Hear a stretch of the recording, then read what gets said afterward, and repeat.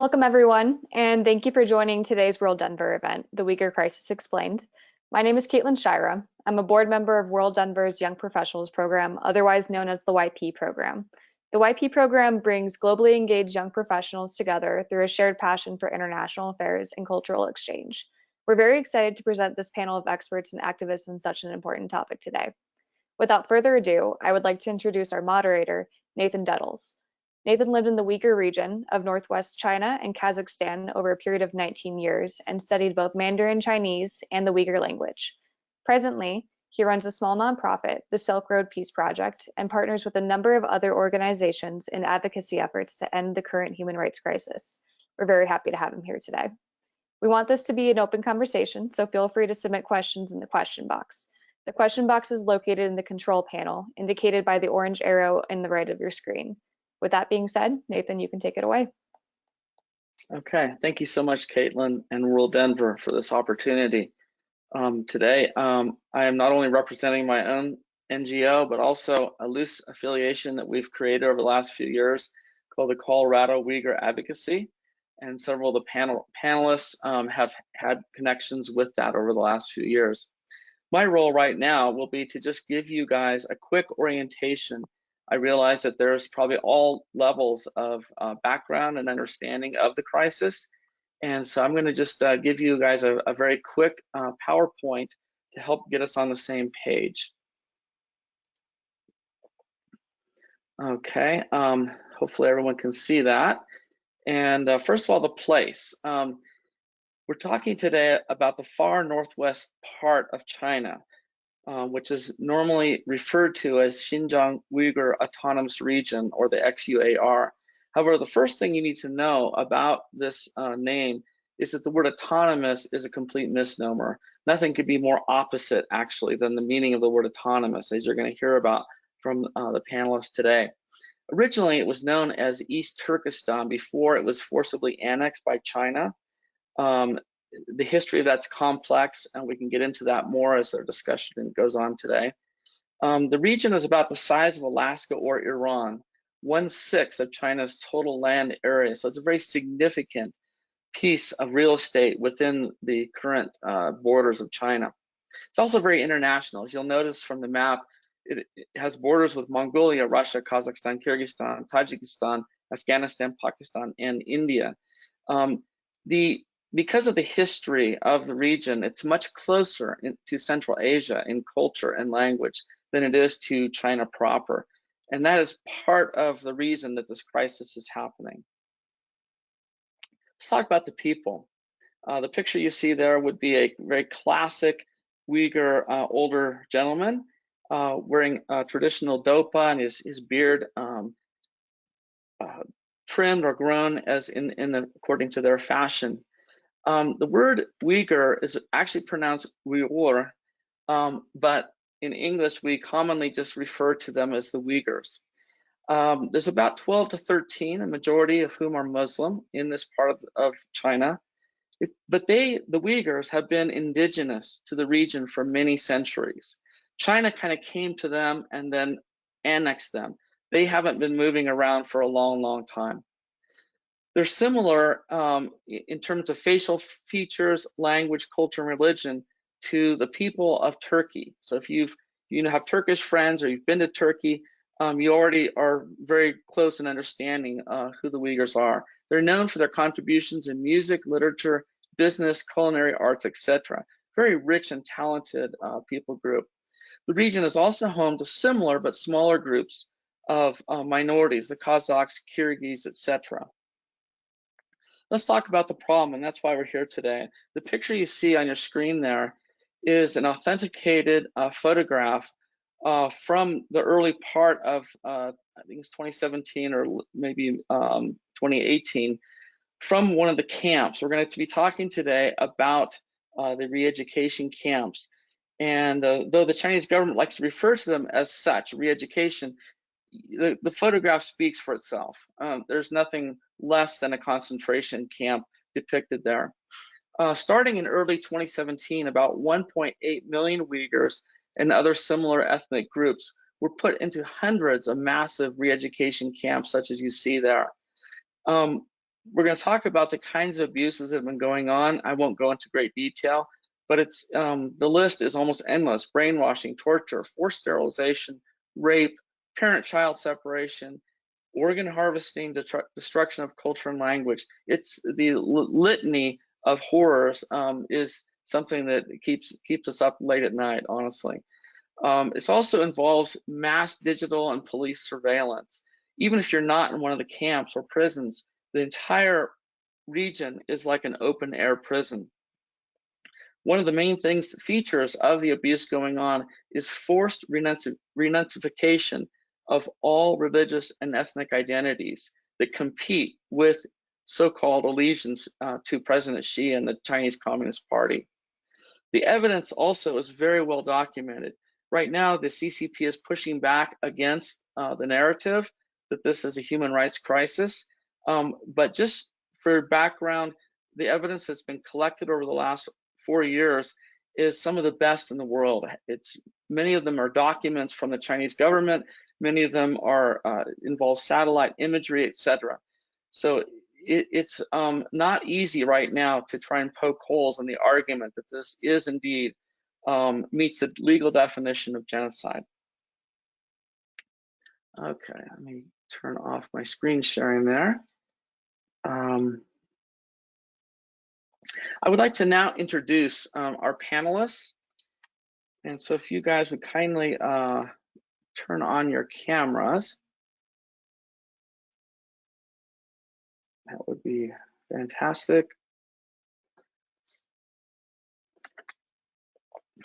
We have the honor today of some of the leading experts in the world on the situation, as well as a Uyghur American person who is very involved as well.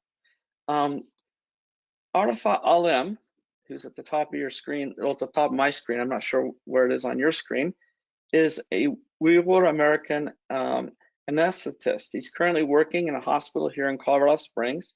Born in Tuchek, East Turkestan, and raised in Urumqi. Oh, I forgot to mention, East Turkestan is the preferred name being used in this meeting, just because it's considered offensive to use the word Xinjiang, which means in Chinese new frontier, which itself conveys the feeling of colonialism. Arafat is passionate about community building for the Uyghur Americans in the DC metropolitan area. And he's also been very involved in building up the Uyghur soccer team there, as well as a soccer league around North America. I've had the privilege of taking part in some of those events. He's also involved in what's called the New Generation for Free East Turkestan, and is working actively as an activist and advocate in that. Dr. Darren Byler is a postdoctoral research fellow in the China-Made project at the Center for Asian Studies at the University of Colorado, Boulder. And he is an incoming assistant professor of international studies at Simon Fraser University in Vancouver, BC. He is the author of a forthcoming ethnography titled Terror Capitalism, Uyghur Dispossession and Masculinity in a Chinese City by Duke University Press, and a narrative-driven book titled The Camps, China's High-Tech Penal Colony by Columbia Global Reports. His current research interests are focused on infrastructure development in global China in the context of Xinjiang and Malaysia. He received his PhD in anthropology from the University of Washington. Dr. Sar Tynan is a research fellow at the Oriental Institute of the Czech Academy of Sciences, where she is actually coming to us live on this webinar. She lived in China for a total of 5 years, from 2009 to 2017. She received her PhD in human geography from the University of Colorado as well. Right now, their research focus is on state building, nationalism, and ethnic conflict in Asia. The ultimate goal is to better understand how we can create more inclusive, equitable, and sustainable community. They look at China as a global context, considering the effects of authoritarian state building. Also, for both of our researchers today, we'll put some links in the chat with some of their current papers and publications as well. Okay, so thank you guys so much for taking the time to join this panel. I'm going to be just throwing, initially I'll target some of you with certain questions, but some of those questions may easily pertain to some of your other fields of expertise. So feel free to, just raise your hand or just jump in if you have something you would like to add to the discussion about a question. Arafat, I would like to begin because you, after all, represent the people who are being focused on in this crisis. And it would be a profound disservice to not first hear exactly how this has impacted your family and your friend network in the diaspora. Oh, absolutely. And Nathan, thank you once again. And I'm happy and honored to join this discussion and to be amongst all of you guys today. And as you mentioned, it's very detrimental. It's beyond how we can describe it as a sad, and it's a very difficult situation. For the for up until 2016, 2017, beginning of 2017, a lot of the families were able to regularly communicate with their families, and then sometimes even be able to visit for those who have U.S. Citizenship here from the U.S. And then everything from that 2017 on, it's been shut from us. And I used to be able to, just using my own example, I used to be able to stay in touch with my cousins, my grandfather, my aunts, and I'm very the family oriented, and a lot of the Uyghur families are very much close to their the close family as well as their distance family. And for us to lose that connection, that bridge, all of a sudden, it was really a sad year from 2017 and on. And then luckily for me, I was very well one of the few, the fortunate ones who migrated here to the United States with my immediate families, my father, my mother, and my two younger brothers. So and I have a majority of my the close family here. However, I had many close friends, many my friends that I grew up with for the past 20 to 21 years here in the US, whose mother, whose father, whose brother, sister are in these the concentration camps in the region, and I can only imagine what they go through. And for me, me personally, I had a grandfather who passed away 2 years ago, and he passed away at age 86. And he was a very active man, and he used to be able to visit us from 2011 and on, almost every year, spending time with us in the winter, spring, and then used to go back to Urumqi. And then I had an opportunity to share many memories with him. And 2017 was the last time that he came to visit us. And then because of his extensive travel and his the communication that we have with him, and I believe in 2018 he was sent to these camps on the multiple occasions at the couple weeks to a couple months at a time.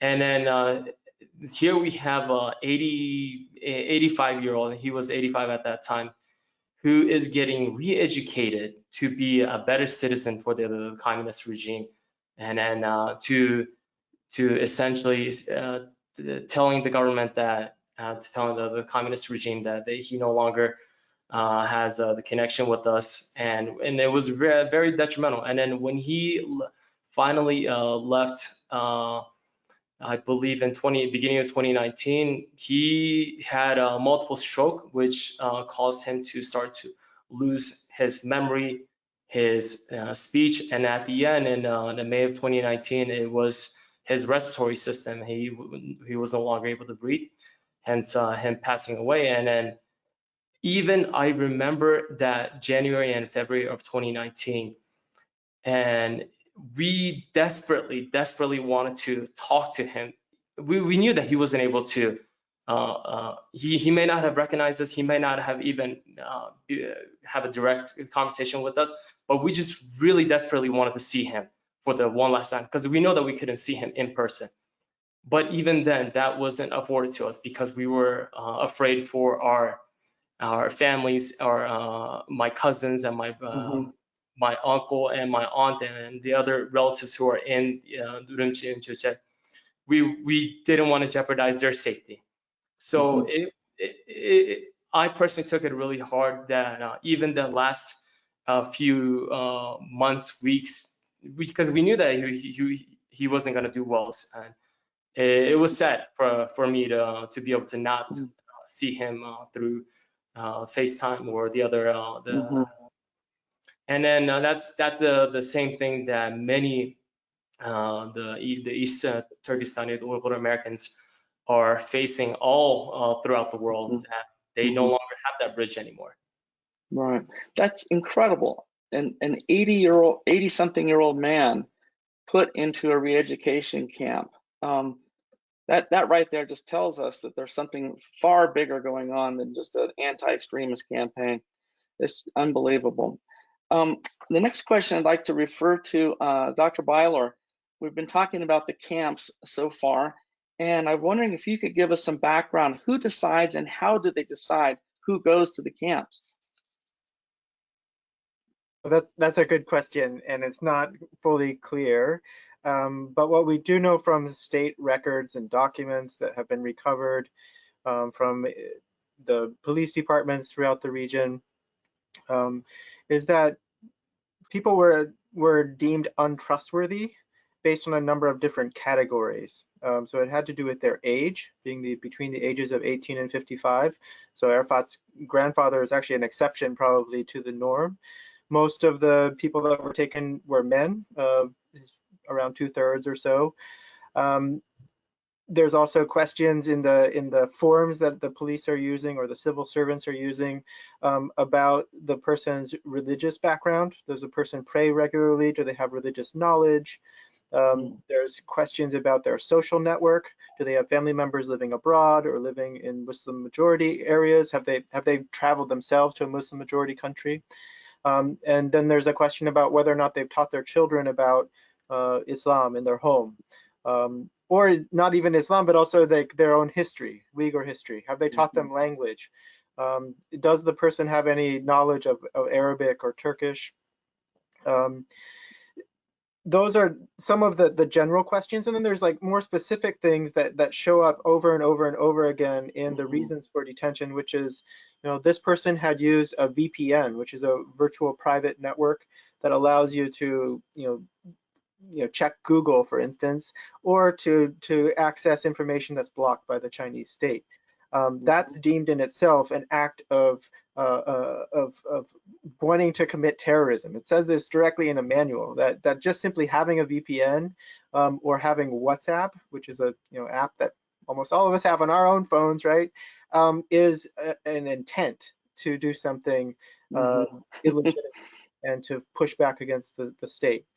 In general, it appears as though what they're looking to do is to target the providers in Uyghur families and Kazakh families as well. They really want to make that family dependent on the state, and they also want to sort of weaken the vitality of the society itself. So by kind of breaking the family apart through processes of detention and then eventually through forced labor, they begin to enact a sort of dispersal of the population, and then over time begin to eliminate and replace key aspects of what it means to be Uyghur itself. Yeah, it's unbelievable. You mentioned forced labor. We'll come back to that topic in a couple minutes because that's a very significant feature of the crisis. Dr. Tynan, I'd like to send a question in your direction. While you were doing your research there, this crisis began to pick up momentum. So you were on the ground even as it was taking place. Would you like to share?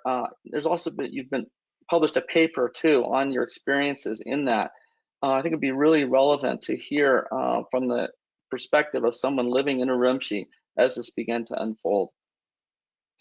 Yeah, so I had the privilege to be conducting research in Urumqi, and I was there from 2014. but most significantly, I was there in the year 2017. So as Arafat mentioned, that was the year when everything started to ramp up. The reason for that is there are lots of reasons for that actually, and you could write a book about all Mhm. of the geopolitical reasons, but most scholars agree that the main reason it started to ramp up in 2017 was partially because of the Belt Road Initiative, which is an economic development project primarily devoted to connecting China to Europe. Um, Mhm. and the basic international theory behind this idea is that when a government or a country wants to start expanding abroad, they need to make sure that the situation at home is secure. Mhm. And the Uyghur people make the Chinese government very nervous just simply because they are different. And so Mhm. this difference makes the leaders, Chinese Communist Party leaders, very nervous and insecure. Essentially, they're just Mhm. very insecure about their own hold on power. And as we all know from Mhm. basic psychology, insecurity makes people Mhm. lash out in anger, lash out in violence, and it's the same on a government Mhm. scale. So, Mhm. um, and so what happened was the Chinese government ended up transferring a leader named Chen Chuanguo from Tibet to um, to be um, the party head of that region, XUAR. And so this man, Chen Chuanguo, he was known in Tibet for doing the same thing. Actually, a lot of these policies had been happening in Tibet already, not to the scale that we're seeing in the Uyghur homeland. And the reason for that is, I believe, um, the discourse of Muslims as terrorists and the global Islamophobia around that allowed the Chinese government to really extend it even more than they ever had in Tibet, because they Mhm. had global Islamophobia on their side. Um, and so at the end, it started expanding at the end of 2016, but in 2017 was when things started to really change, and it Mhm. was actually quite dramatic. Um, in that before 2017, there was some level of autonomy and freedom for the people in that city, Urumqi, the capital city. I cannot speak to the rest of the region. It is my understanding that rural areas in the homeland were always very limited in terms of freedom and in terms of movement. So I can only speak to the capital city, which is where I Mhm. was. But in the capital city, things were relatively free in some ways. For example, ever since I moved there in 2014, people were able to fast openly for Ramadan. People could Mhm. break their fast on the street with watermelon or with water, um, and it was accepted. But that changed in 2017, where during Ramadan, you actually could not see or know people breaking their fast, which was Wow. very unusual in this Mhm. region. So Mhm. that's just one example of how dramatic these changes were. But it kept going. It just kept escalating to the point where like we didn't even know if we could say Assalamu alaikum anymore, because even that was too religious. We didn't even know if we could say Khudaga amanet, which means God's peace be with you when you leave. I mean, it was so pervasive. We were like, everybody was just so terrified just to say anything. Um, and then the other thing that happened besides the restrictions on, just basic religious practice was people literally started disappearing. I mean, this was Mhm. so pervasive. I'll just give you an example that kind of shows what I mean by this is I was talking to a friend one day, and this was in June of 2017. So things had already ramped up. I mean, they were really cracking down on housing in the city, meaning that the local police were kicking out anyone who was not from the city originally. And because Urumqi is not a Uyghur homeland city, Urumqi means grassland in Mongolian.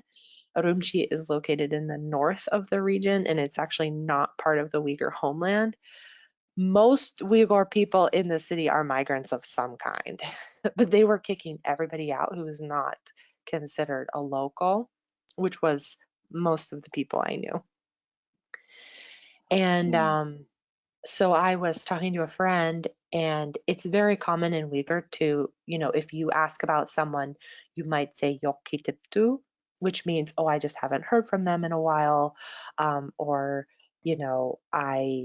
it basically just means, it literally means they kind of disappeared, but it was used as a colloquialism when you're just say, or if you haven't seen a friend for a while, or you haven't been responding to their texts, for example, you might say yok kitipses.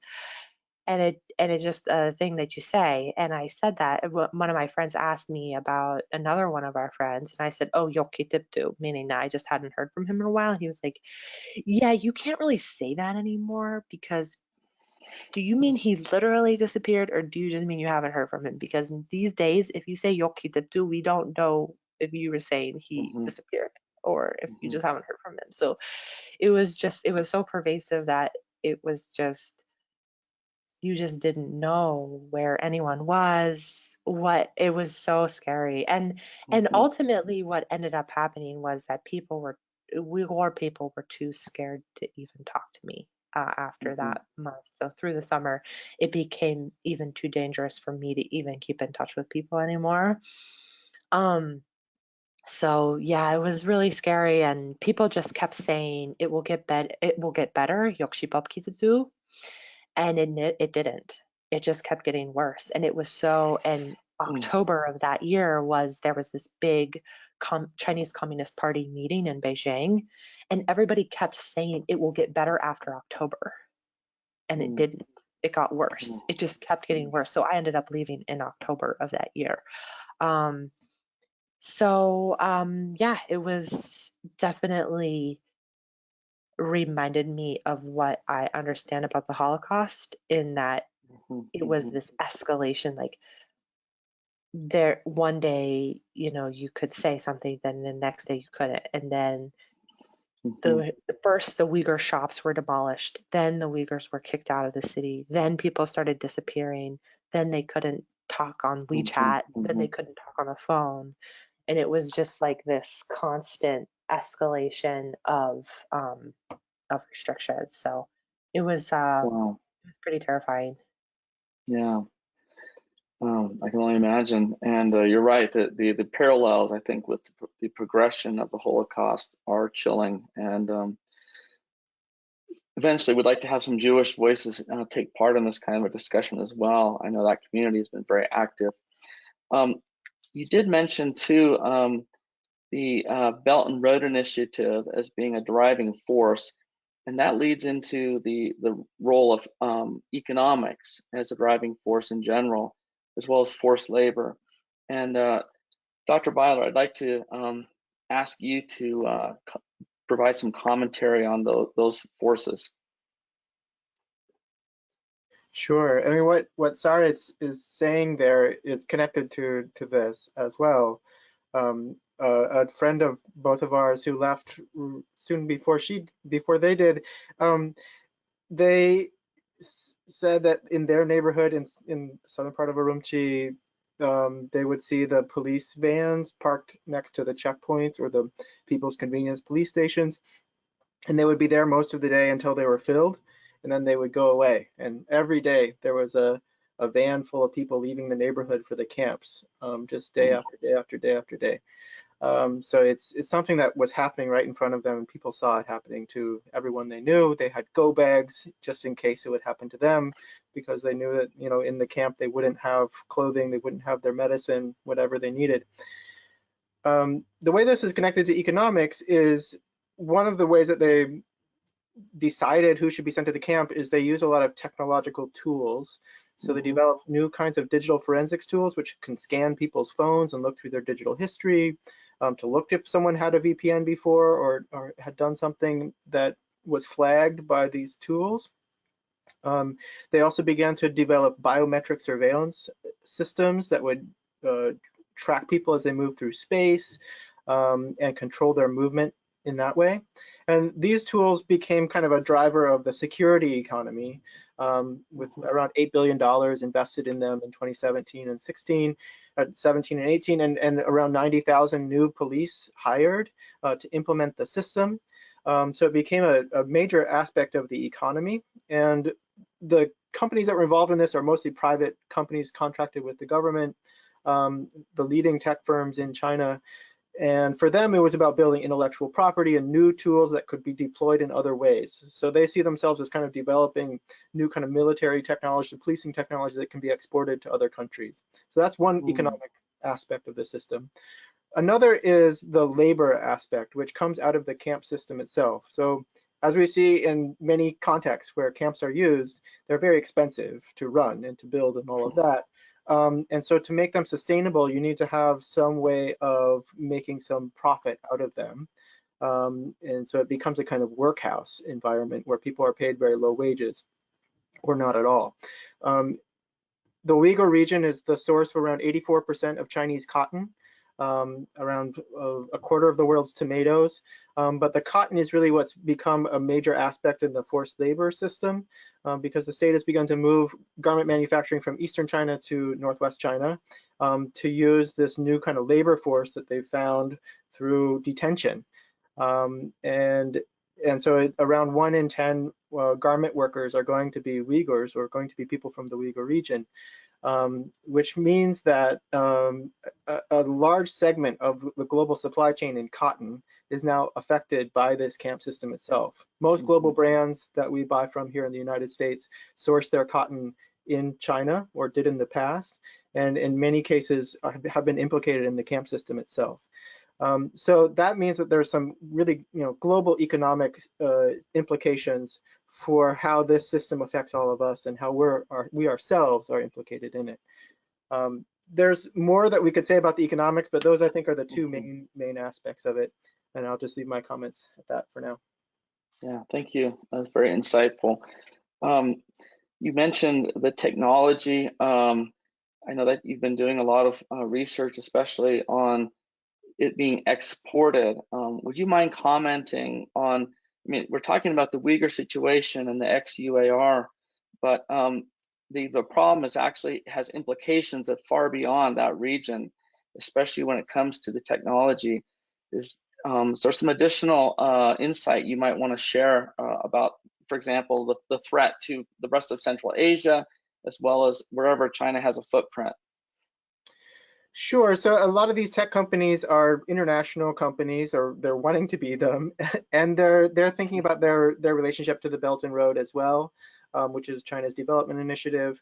Many of the systems that they've developed or worked on in the Uyghur context are already being used in other places, often as sort of safe city surveillance systems, or systems that will aid the police.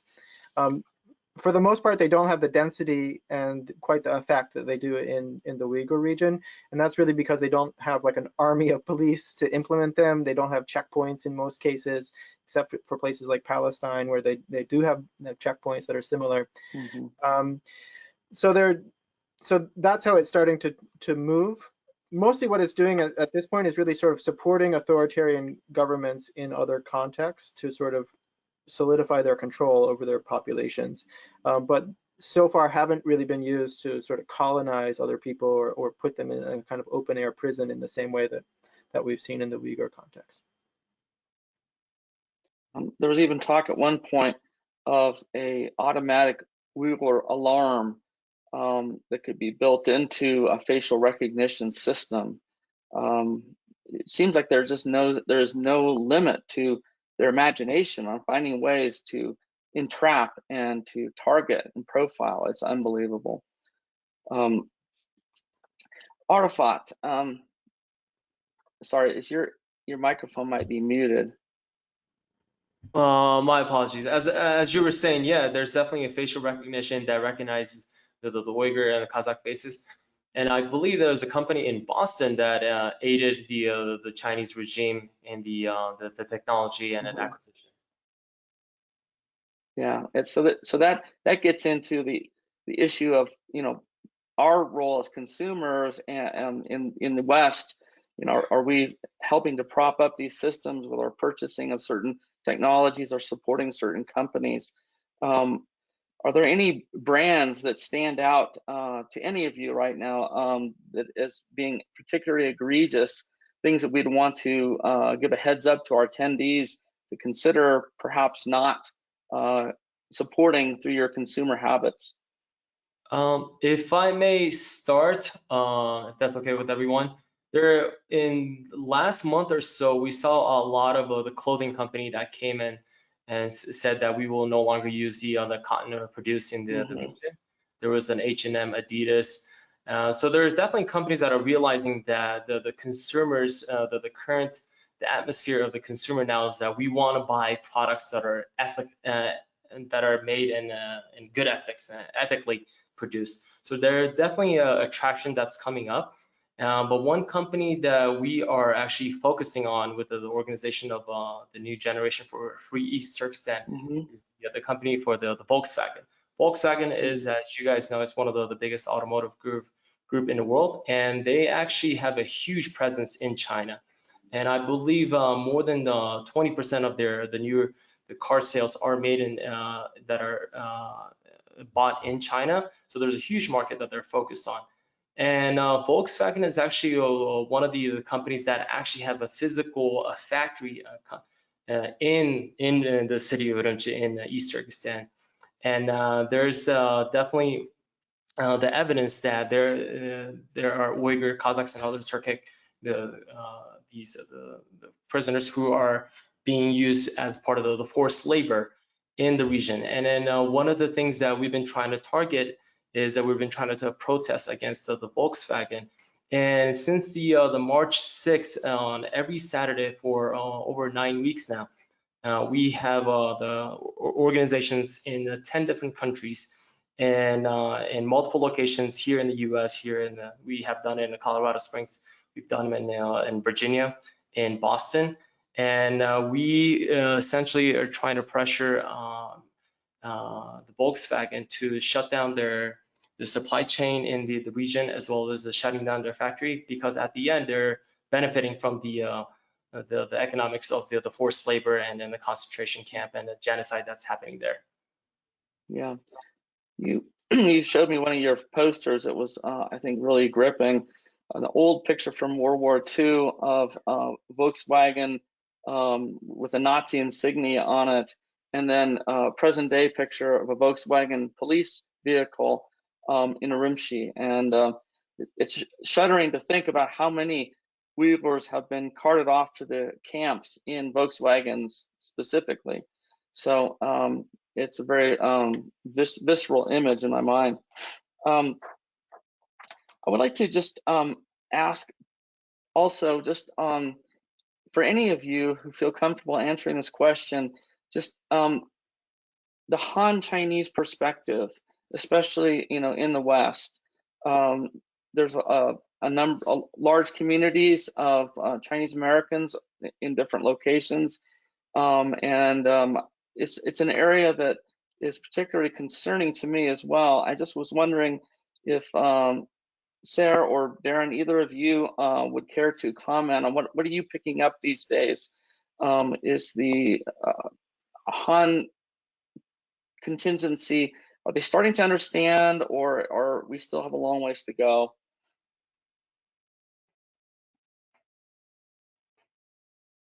Go ahead, Darren, because Okay. I was going to say you did that amazing transcript of the reckoning that I Sure. thought was amazing. So I think you should take the floor. Sure, happy to. So Chinese perspectives on this are wide-ranging. The Chinese population is very large. The Han population in China itself is 1.3 billion people.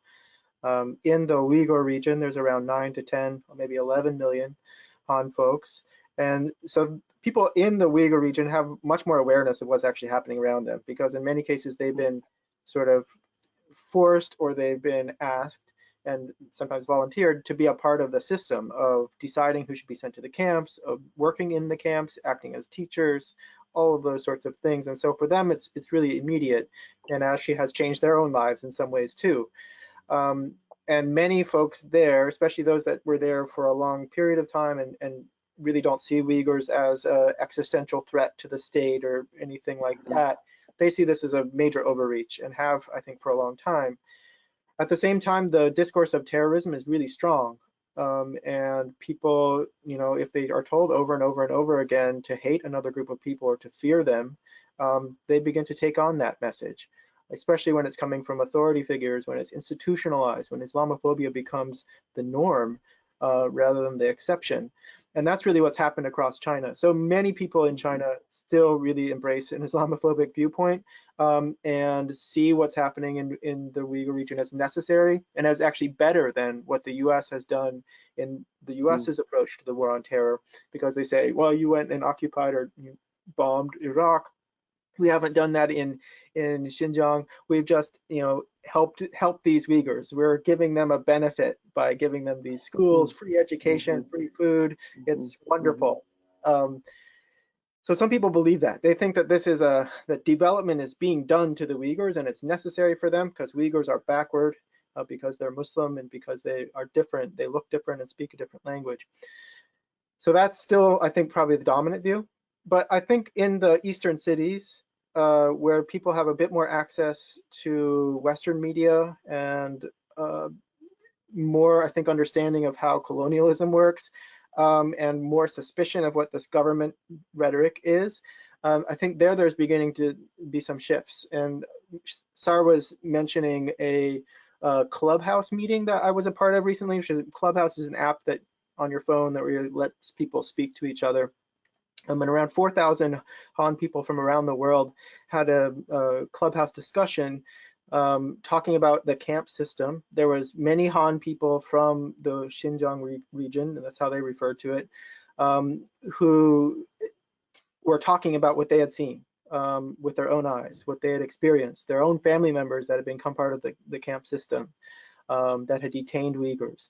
And then there was other Han people from Eastern China who were saying, at first I didn't believe what was being said. I saw a news report in the New York Times or someone compared this to the Holocaust. I thought it's just Western exaggeration. But when I started to read more articles, and more articles kept coming all the time, I started to think, oh, I really should take this seriously. And then they started to do their own research, and they realized, oh, this is really happening. And they said that at the outset, they thought they would never change their mind. And they think that many people they know are in the same position. But they said, I saw that I myself changed, and if I can change, anyone can change. And so they thought there was some hope there, that there's still some humanity in people that want to look at this carefully. And so hopefully over time there will be more of a shift in that direction. It's something that means that we need to maintain discourse on this issue, to keep it in the public eye, because that's how we're going to communicate with people in China, where the change is actually going to happen. Absolutely. Yeah, thank you. Those are really good insights. We're starting to get a lot of questions now coming in on our little box here. So I'd like to transition to fielding some of those questions from attendees. Here's a really good one, and any of you want to respond to it, feel free. The Uyghurs are only 1% of the population. How can they possibly be a threat?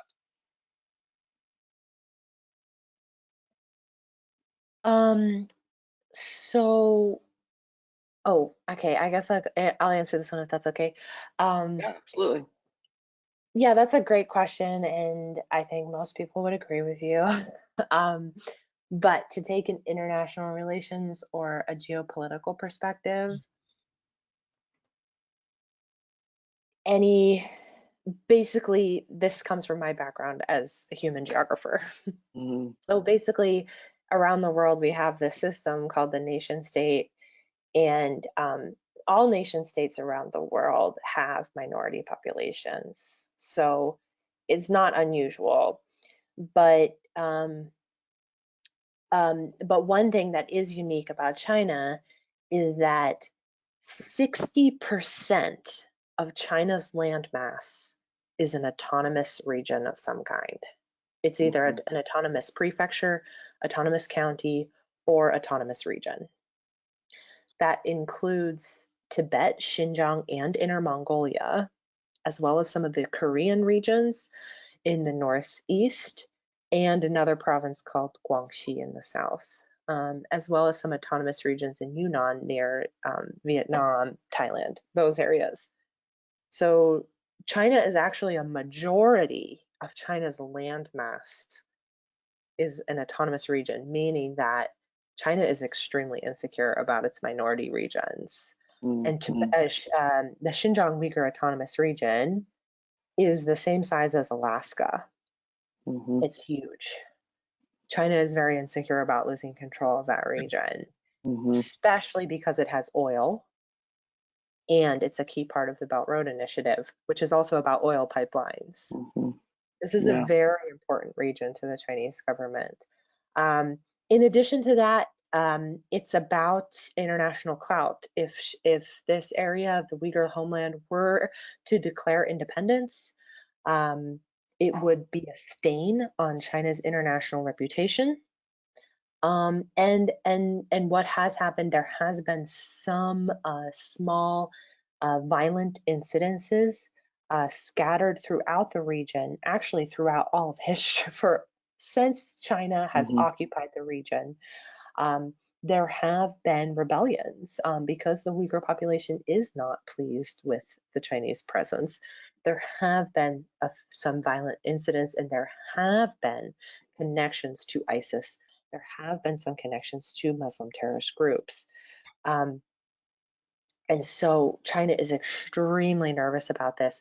And if you're interested in this topic, you can read Sean Roberts' book called The War on the Uyghurs, which was published last year. And it is a detailed explanation and analysis of all of the terrorist videos that have come out of Afghanistan and Syria with there have been a small number of these videos in Uyghur coming out of Syria and Afghanistan. And so it's an analysis of that, and it explains exactly how and why this terrorist activity is related to Chinese policy in the region, and also explains that this terrorist threat is not a significant threat, and it does not justify the level of punishment that has been backlashed on Uyghur women, men, and children. So there's no justification for this, but there is some connection to this that China has used as reason. So thank you for mentioning that resource, that book. I recently read it, and it was extremely insightful. Arafat, you have a comment. Yeah, if I may add to Sar's the point that she made, and as the someone from the audience mentioned, it's a 1% of the population. How can it be a threat? What has happened in the past 4 years or so, it's not a new phenomena. It's been happening since the 1759s, when the Qing dynasty and the Manchurians first invaded our the territory. It's been continuing in 1911 with the Republic of China, with the Kuomintang. It's been continuing since the People's Republic of China, the communist regime. The power transfer of power has happened in 1949, and they have for these 3 different the periods, and which now we're under the People's Republic of China under the regime. What's been happening has been consistently happening, this assimilation of the Uyghurs, the Kazakhs, the Kyrgyz, and to try to erase our language. I remember when my parents, I was talking to Nathan a few days ago. They were born at the height of the Cultural Revolution, and they went through the time where even mentioning about a small comment can land you in the camps or death camps. And it's been consistently happening for the past 250 years. It's not a new phenomena. But what the China has, what the Central the Committee and the China have, what they realized is that we've tried all these methods for a long time. yet they still speak their own language. They still practice the Islam, their religion. They have their own writing, they have their own music, they have all the literature.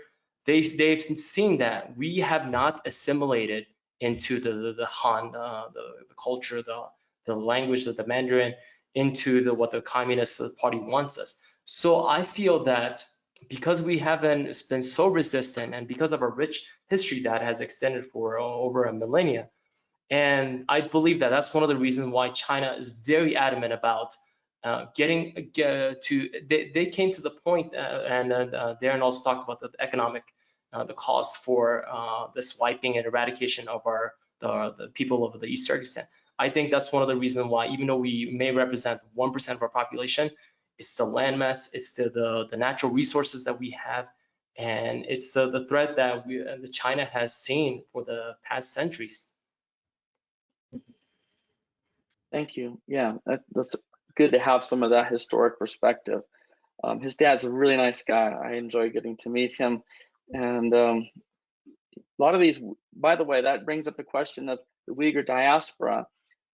Many Uyghurs around the world have been coming, out of the region for the past 20 years. That's increased recently. And we have one question here just about that, saying, approximately how many Uyghurs now are living in the, say, in the United States or Canada? I believe from the last time I spoke to, there are a few individuals who are actually been collecting these data in California, here in Virginia. I believe that when you combine both in all of North America and Canada and US, I believe that there's easily over 10,000 the Uyghur Americans that are living here in North America. I don't know the population of the Kazakh. There's definitely the Kazakh communities that are in different parts of the US. But I remember 20 years ago, as you mentioned, and when we first moved to Virginia in 2002, there were only 10 or 11 families that we were familiar with, and it has expanded more and more, and that shot up more. And after the 2009, the massacre that happened in Urumqi, a lot of the parents were realizing that they have to get their kids out of the potential threat that was going to happen. And then that's what we're seeing now. So right now there are a lot of the population is definitely increasing, and then there are a lot of the Uyghurs who are having kids here now in the United States. I myself have one a toddler, so it's definitely increasing. But I would say at least 10,000. Well, it's not insignificant. Yeah, and then if I may add one more thing, majority of the Uyghur diaspora actually live in between in Turkey and actually Central Asia, and especially in Kazakhstan, because of the proximity to East Turkestan. Right. Yeah, very, very helpful to get that perspective. Here's a question for any of you. Why is the international community not doing more to address this issue? That's a great question. Go ahead if you guys want to answer. Sure, I could start. Well, China is the second largest economy in the world, and if you compare, UN nation member states' response to what happened to the Rohingya in Myanmar to how they respond to what's happening to the Uyghurs, you can see a dramatic difference, and that really has to do with the economic clout that China has. Many countries, especially in the developing world, are dependent on China for trade, to maintain their own economies. Many states in the developing world also see human rights as something that's that is kind of secondary to their own self-interest, and they themselves often crack down on dissidents in their own population. And so I think that means that to a certain extent, if it's going to cost them something, they don't want to intervene in another state, especially a powerful state like China. So that's, I think, part of it. Another aspect of this is that the Chinese state is quite powerful in how it controls media and access to the region. It's a very tightly controlled state, and disinformation is something that they're doing very actively, and they're learning how to do even more of. So I think that is a significant hindrance in people really finding the truth of what's actually happening in this space. There's other factors that have to do with bilateral relations between U.S. and China, where some of this is seen as coming from the U.S. rather than from others, and hopefully that will change over time. But those are some of the factors. Right. Yeah, it's complicated. Go for it. If I may add, I like to split the international community and the Western world and the Middle East, the Islamic world, the Muslim majority countries. In the Western countries, here in the US, Canada, and Netherlands, and there are a lot of support for our cause. And then they have officially recognized this as a genocide that's happening in East Turkestan. And so there's definitely support here. And then there's a bill, the Uyghur, the Forced Labor Act, that's passed in the House last year in September, and then now it's on the Senate. So there's definitely support on that. But what's interesting to me is the support or the views from the Muslim majority of the country, especially the Arab states. You have the Saudi Arabia, you have the Qatar, you have especially the Pakistan. And then what's interesting for me is that when I go on social media such as the Twitter, there's a lot of and I read these comments, and there's a lot of suspicion from the Muslim community that what's happening in China may not be what the Western media is telling us. There's always the attack that U.S. is doing this to kind of make the China look bad, and especially the Pakistani community, because they have a close relationship with the China. Yeah. And there's a lot of suspicion that it's all Western propaganda, but at the same time, what we don't see is that what about on China's side and their narrative? And then anytime there's the topics on this genocide and the Uyghurs and the Kazakhs, and then whether it's on Reddit, Twitter, and then different BBC, and the views of some of the audience that you see, it's that what's happening over there is it's almost the fictional, and then their own narrative, and it can be very challenging and frustrating. So I'm really hoping that we can in the future have that, because at the end we share the same religion, and Islam, which has a population over 1 billion people in the worldwide. Yet, right. And then one thing I've noticed recently is what's been happening in between Israel and the Palestinians and in Gaza. There was a huge support. You saw the Turkish the media, the Turkish president, and there was athletes. They were all over the world. There was a huge support. There were people marching because they don't have that, as Darren mentioned, that the economic ties that Israel has with some of these nations. But however, when it comes to this topic of China, there's definitely the leverage that China has. That if you say something well, here are the consequences, the economic consequences that happens. Yeah, that's super important. It's a multifaceted, complex issue, and today we've only had enough time really to scratch the surface, just really barely get an idea of the tip of the iceberg. The iceberg is still there for us to explore, and unfortunately we are out of time. But I would like to just add one more comment from one of the participants, just saying there's nothing like hearing reports from people who have relatives in the area and who've been affected. So Artifa, thank you so much for providing us with that perspective. Dr. Byler and Dr. Tynan, you guys have really been awesome. I know you have so much additional expertise that we had absolutely no time to go into today. Hopefully we have some links to some of your research that we can get out to the participants. But I think at this point, we should just turn it over to John for concluding remarks. And thank you so much for having us. It's been a real privilege. And hopefully, if some of you want to get involved, we have also a link to some action points that you can look at too. Well, thank you so much, Nathan. Thank you to our panelists. We really appreciate not just the time that you spent preparing for today, giving us your insight, your perspective, your personal story, but also the work that you are all doing to raise awareness, your continued advocacy. As we all know, sunlight is the greatest disinfectant, and as you continue to work We appreciate all that you're doing. We do encourage folks who have taken part today to learn more, to become active, there are resources both in the research of our panelists, but also that the work that they're doing to keep up with that work and continue to educate yourself on the crisis.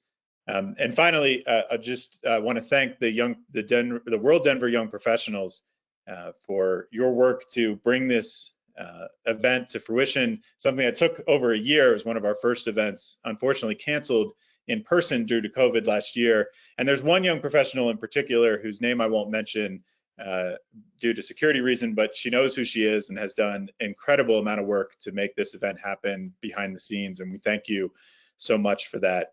We have events coming up at WorldDenver that you can keep track of at worlddenver.org or by signing up to our newsletter. And we hope we'll see you again soon. Thank you once again to all involved with this event. And we will post it about 24 hours from now. It'll be up on YouTube tomorrow. We encourage everyone to get it out to your networks, share it. Thank you again, and we hope that everyone continues to get informed and active on this crisis. Thanks again. Thank you, John. Thank you so much.